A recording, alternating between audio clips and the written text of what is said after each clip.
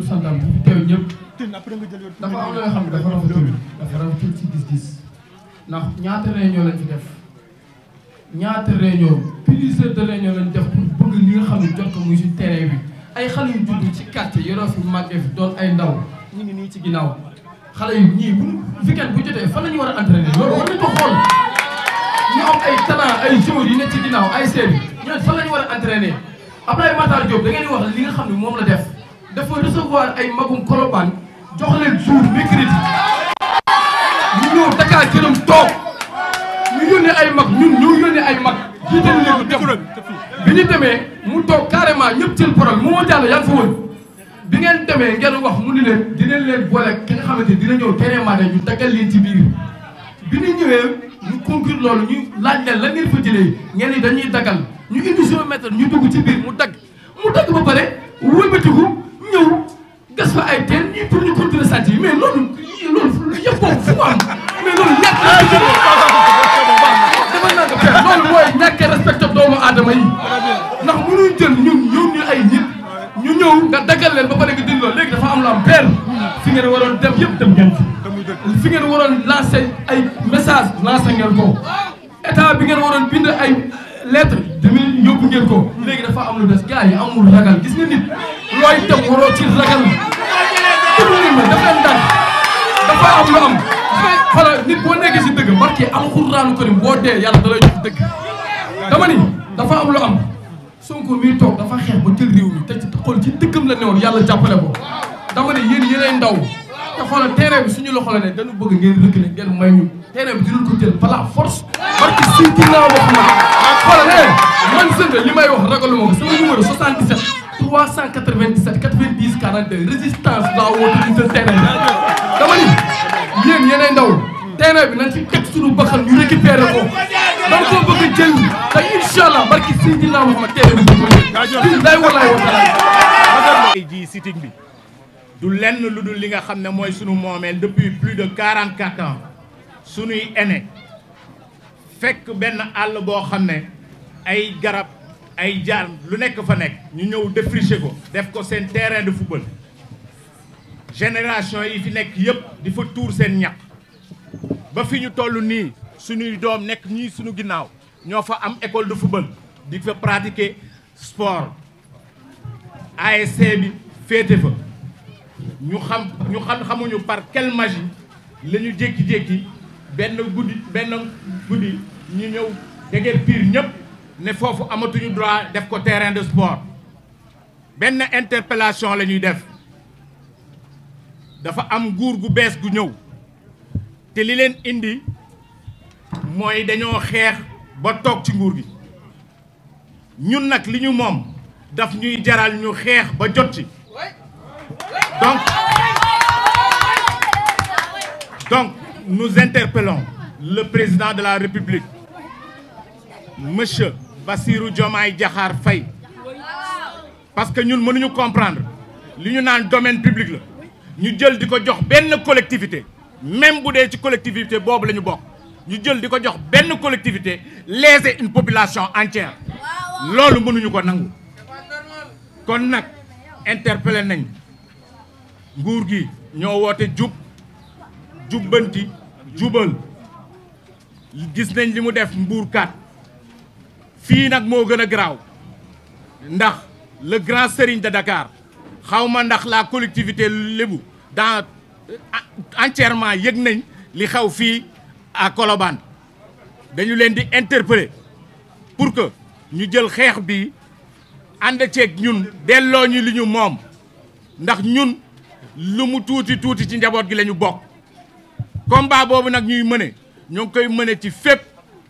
mëne ko ci quartier bi nga xam ne ñun dañ ñoo xoj amuñu fu ñu noyyee léegi bu suñuy doom bëgg génn foy ji amatuñu fu ñu fooyee fii ci biir Colobane mën naa ne ci communes yi ci quartier yi Colobane rek mooy quartier bi nga xam ne amul benn espace de jeu loolu ndax mën nañ ko nangu ndax dañu ne nit dafa soxla un espace pour se mouvoir maanaam pour yëngal ay cëram dafa soxla espace boo xam ne dina ci féexal xolam maanaam pour loisir léegi nag bu ñu nangoo lële xanaa mooy dañuy rey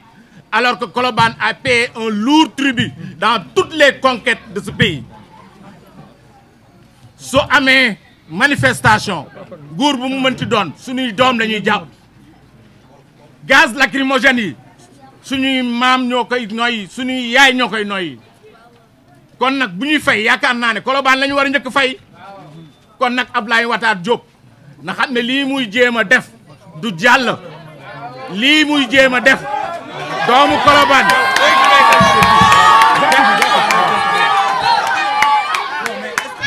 lii muy jéem a def lii muy tante na ko delloowaat parce que man xam naa ne la collectivité lébu yëguñu li xew il y a une division au sein de cette collectivité mënuñu ci avancer parce que bokkuñu ci waaye xam nañ ne am na ñu yëg ak ñu yëgul xamuñu nag ndax jot nañ xaalis bay sédd wala séddale mais ñun li ñu bëgg mooy nañu delloo suñu terrain. waa Colobane yëpp di remercier mbokk yi Gueule Tapée Fass Colobane yi yëpp ñi nga xam ne ñoom ñoo taxaw ci xeex bi taxaw fas yéene xeexal jeunesse su Colobane ñi am ci taxawaay boo xam ne mënuñ fee bañ a ñàkk toog ni ko Alassane waxee maay président ASC Colobane ñi may woowee Thierno Ndiaye nga xam ci tur Modibo ma nekk président ASC bi depuis presque 14 ans terrain bi nekk le seul espace de jeu bi nga xam ne moom moo des tey ci quartier wu Colobane bu ñu xoolee suñu commune nu mu tëddee ñetti quartier la Gueule Tapée Fass Colobane quartier yu ci nekk am nga ay ASC Colobane rek mooy quartier bi nga xam ne benn ASC moo ci nekk benn équipe nawetaan am espace bi nga xam ne fa la ñuy tàggatoo moom rek moo ñu desee ci biir quartier bi ñi bokk ko nag ak école football yi bokk ko aussi ak ndaw yi koñ bi di fa tàggatee suñu yaram bu nawetaan jotee ASC bi fa lay entraîner yeneen bés yi jeunes yi nekk ci koñ bi bu ñu buggee football fa la ñuy footballé terrain bi nag yàgg na poser problème parce que dafa nekk ci à cheval entre deux communes commune Gueule Tapée Fass Colobane ak commune HLM ci découpage administratif dañ doon yaakaar sax yenn saa yi ne terrain bi commune HLM ci la bokkoon ba am na ay temps mais HLM bëggoon nañ fa def ay activités mais biñ ko commencé ndawi Colobane dañuy taxaw ne loolu mënu fi nekk mënul am parce que bu ñu xoolee HLM am plus de 7 terrains de football yi fa nekk ay espace terrain vague seen mairie ñemewuñu jël yooyu espace ne dañ koy commercialiser wala dañ koy privatiser ñoo naan dañuy jël ba terrain wu Colobane ne dañ koy privatiser dañu ne bu boobaa daf ñuy jaral ñun lu mu leen jaral tey fa la ñu toll benn espace bi la jeune Colobane am du ma ne sax ASC Colobane mais benn espace bi moo des ci quartier wu Colobane tey ñu naan dañ ko cédé la communauté lébu ba léegi nag ba instant bi ñuy wax ak yéen ñun gësuñu titre de propriété buy wane ni tel parti wala tel pàcc moom terrain jotoon nañ ci def ay jéego en tant que président de l'ASC ba demoon rencontre fi l'ancien maire des HLM c'est Pape Seck mu taxawoon ba xam ni liñ koy wax mooy li yenu maanaam mooy terrain bu nekk Colobane mënuñ koo foqati ci loxo waa ASC Colobane ou bien ay jeunes Colobane ba moom ci boppam mu d'accordoon ñu commencé ay démarches pour mu retrocéder terrain bi à l'ASC Colobane tey nag ñun lu ñuy wax waa Colobane mooy terrain bi dañuy bëgg ñu delloo ko ndayu Colobane mais surtout pour une bonne fois pour toutes ñu jël décision jël terrain bi delloo ko def ko ci patrimoine ASC bi mu nekk terrain boo xam ne ASC Colobane moo ko moom ku fi munti nekk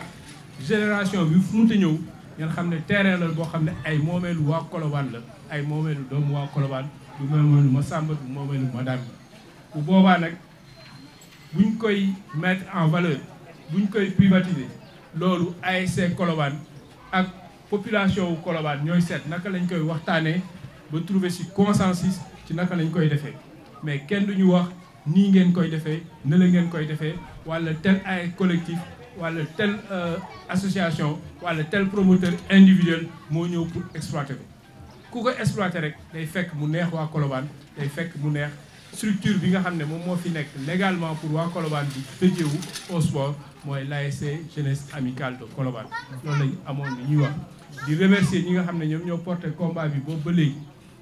yàlla def na bi ñuy démarrer manifestation yi nekkuñu fi woon dañu tukki woon mais lépp luñ ci jéego boo leen ci muntu dox fekk nañ ko ñun tamit tooguñu correspondance suñ ci war a def nañ ko on a saisi les plus hautes autorités de ce pays bind nañu ministère des sports bind nañu ministère de l'urbanisme bind nañu le président de la République en personne pour xamal ko la situation de ce terrain. On a initié des rencontres jot nañu woo ci ay ministères dem nañu wax nañu génne nañu li ñu am ci ay kayit wane nañ ko ñoom ñu ngi koy càmbar ñu ngi leen di dugg. am na nag un truc d'apaisement bi fi jóge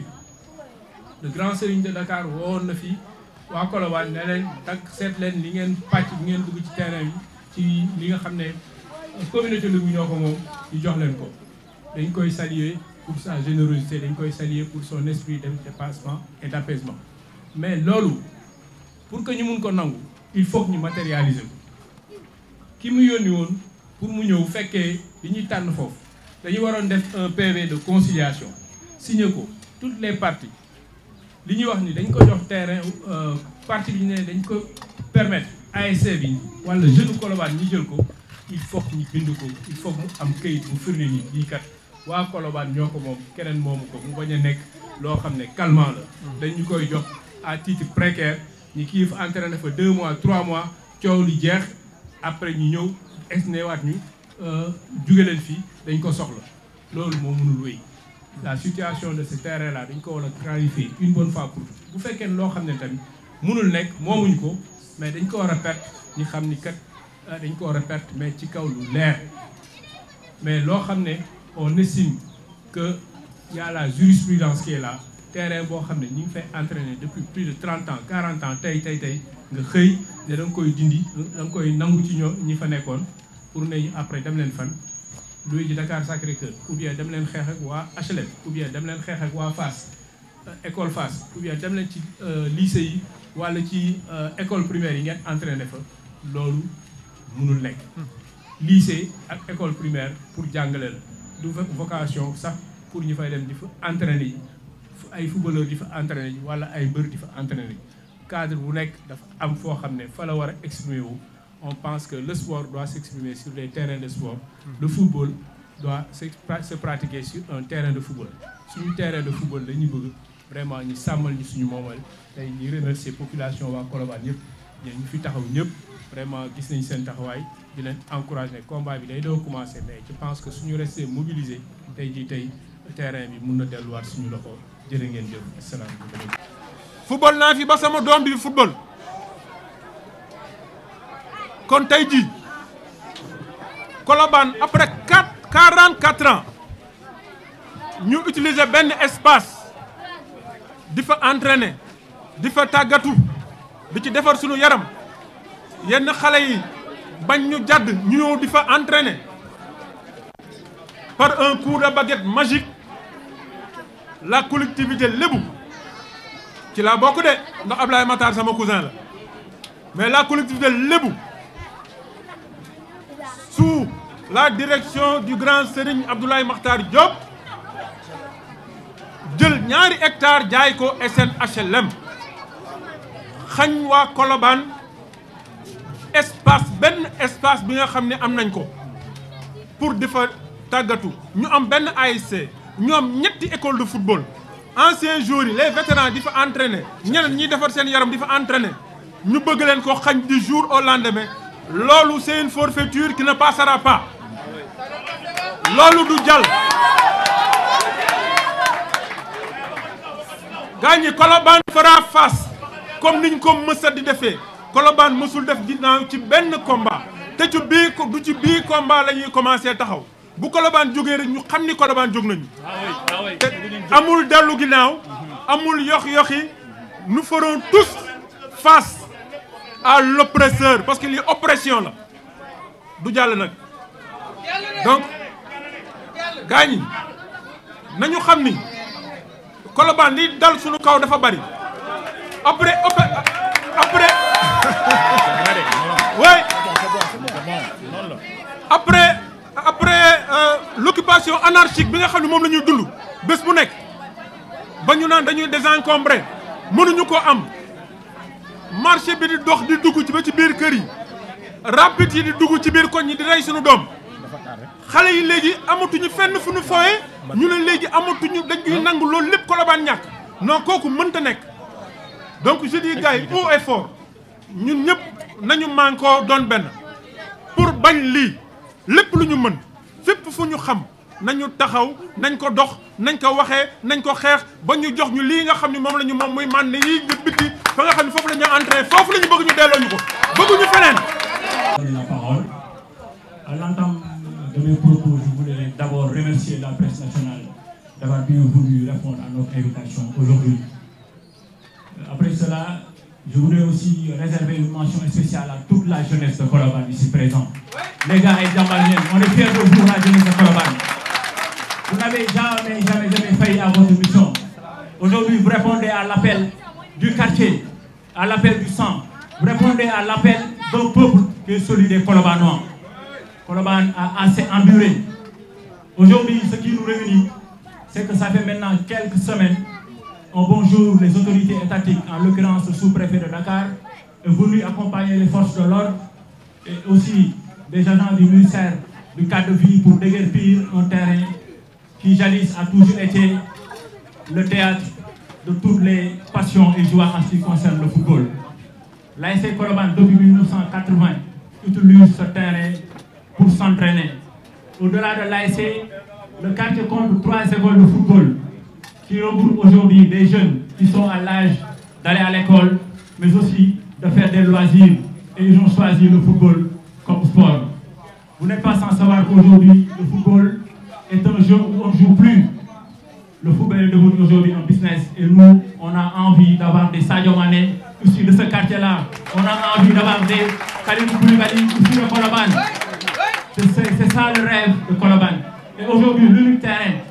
jadis où on avait l'opportunité d'exercer le football, nous a été pour l'instant arraché. Mais nous n'allons pas nous laisser faire. On a commencé ce combat-là au nom du collectif des habitants de Colobane. C'est parce que nous tenons à notre jeunesse. Tout ce que nous demandons, c'est qu'on nous restitue la seule espace d'expression et aussi de jeu au niveau du quartier. Colobane est englouti de partout. Nous sommes à l'entrée du département de Dakar avec des infrastructures autoroutières telles que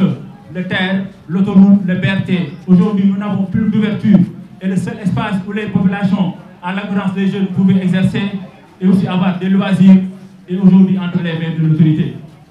Il paraîtrait que c'est la collectivité de Bulle, à sa tête, le grand Serigne Abdoulaye Matar Diop,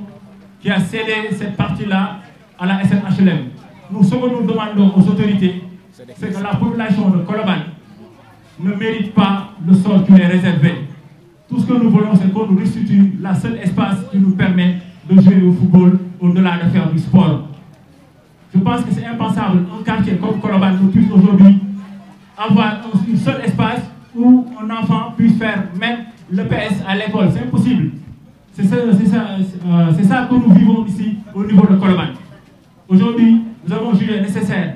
d'appeler la presse pour sensibiliser les autorités, pour leur dire que l'heure est grave. La population est là, surtout les jeunes. Ils sont prêts à aller à la confrontation. Mais nous ne voulons pas ça en tant que légalistes. Nous sommes des légalistes. Nous allons mener ce combat-là en respectant les lois et les règlements de ce pays-là. Mais tout ce que nous voulons, c'est des interlocuteurs crédibles. N'est-ce pas? Qu'on nous écoute et qu'on prenne en considération les aspirations de ce quartier-là. Nous voulons notre terrain. Et au-delà de cela, aujourd'hui, Colobane est confronté à des problèmes tels que la cantinisation à outrance de notre quartier. Le quartier de Colobane n'est pas un marché. C'est vrai que le marché fait partie du quartier, mais dans la vie, il y a des limites à tout. Et la liberté d'une personne s'arrête où commence la liberté de l'autre. Il est important que nos parents commerçants puissent savoir que le marché de Colobane a une délimitation bien définie. Et aujourd'hui, l'occupation anarchique et la canalisation à outrance a fini d'engloutir carrément ce quartier-là. Donc ce sont des mots aujourd'hui dont souffre le quartier de Colobane et nous en appelons aux autorités, n'est-ce pas, à sa plus haute suprême, le président de la République, M. Bassirou Diomaye Diakhar Faye, pour qu'il nous vienne en aide, pour qu'on essaie de trouver des solutions pour tous les mots de Colobane. Je vous remercie. maa ngi nuyu ñëpp di ziar ñëpp di wax ne dañ fi nekk dama fi ñëw en tant que doomu Colobane li ñuy wax yëpp dëgg la du ma ci revenir la appel bi ñuy lancé rek mooy lépp lu ñuy dugg rek da doon dëkk Ablaye Matar bu bëggee foqati terrain bi waa Colobane taxaw dañuy jàkkaarloo ak moom ndax non seulement quartier bi mi ngi étouffé xale yi amuñu fu ñu foyee amuñu fu ñu taxaw kon nag li may ñaan rek te gàttal rek mooy Ablaye Matar ci boppam dëkku fi ñun fii Colobane ñoo ko moom suñu quartier la xale yi amuñu fu ñu taxaw amuñu fu ñu foowee de grâce on lance un appel Ablaye Matar bàyyi ñoo suñu terrain ci fulla ak fayda nañu bàyyeeg lu ñu moom gënuñoo doon gën lébu gënuñoo gën a dëkk ci dëkk bi ndax ku wax lébu ne Colobane ndax Colobane pencum xob yépp a ngi fi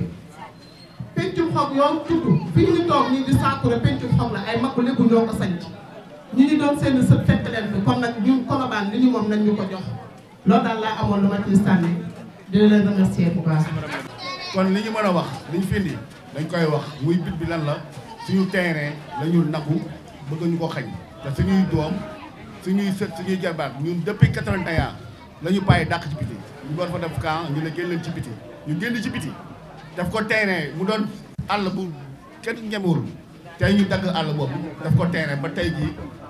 suñuy kilifa ñi nga xam ne ñun ay lébu lañu ñuy lébu ñoom ñu xañ ñu bëgg a jox keneen muy ñu bëgg a jox HLM ak ay TIC kon tey du ñu nangu suñu doom yi nga xam ne ñoo war a jëriñoo terrain bi ëllëg war a tere seen baay tere seen ndey ak seen baay tere seen ndey ak seen baay ñu bëgg na ko xaj xale yaa ñuy toog seen ginnaaw ku ci am nga talent boo xam ne tey ay taayomaan ak ñeneen ñeneen fa ñu egg ñii war a fi mën a egg kon suñuy doom duñu leen xañ di jox keneen HLM ay kër lay defar di jaay Turquie dëkk ñu fi ñu ay Sénégal lañu Diomaye Faye bi ñuy fal président moo njëkk a bañ yi moo Sonko kon ñii dañ koy bañ ba tëdd ci raay bi suñu terrain lañu soxla amul nii amul naa suñu terrain nañu ko jox ñun Colobane ñoo bokk ndey ñoo bokk bàyyi dañu jox cër respect et réciproque